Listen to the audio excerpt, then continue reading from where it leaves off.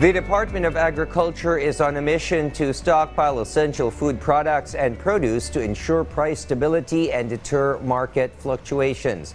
Our Clazel Pardilla hashes over the details in her report. The Department of Agriculture has proposed implementing a 10-day buffer stock strategy to address rising food prices. The agency aims to stockpile essential commodities such as rice, corn, sugar, onions, pork, and fertilizer.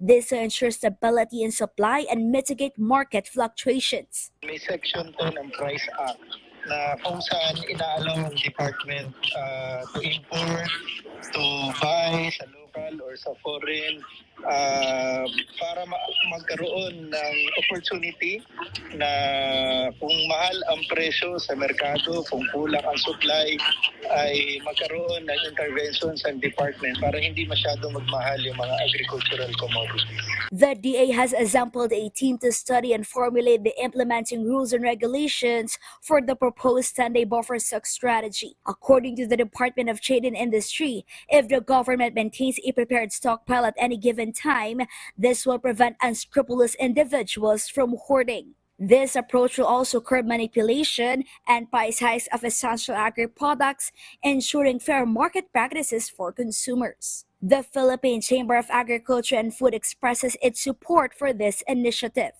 However, given the substantial funding required, it is crucial to ensure transparency and prevent any irregularities from recurring. We have learned the lessons of Kadiwa during the onions, lahat sila nahabla eh.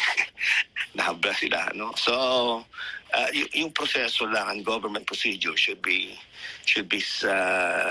parang irrationalized. Farmers are said to have inadequate cold storage facilities. Due to this limitation, SINAG is concerned the buffer stock purchases may primarily comprise frozen products from other countries. Dahil lalong nabaon yung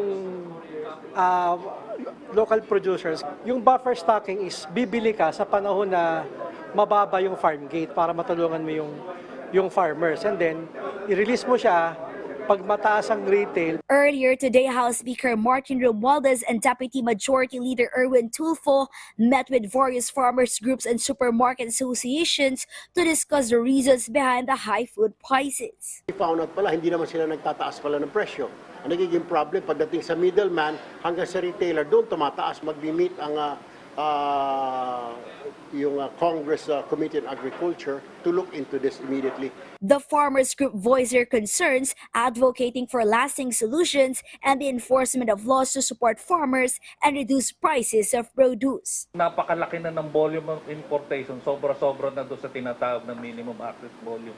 Sa makatwid ho, we really need your help. We will look at all of the laws in totality. I'll direct our chairman of agriculture, chairman, and our legis to do a comprehensive review and in consultation with the stakeholders. I told him na, sir, don't forget about the NEDA na binabanggit at saka yung tungkol sa importations.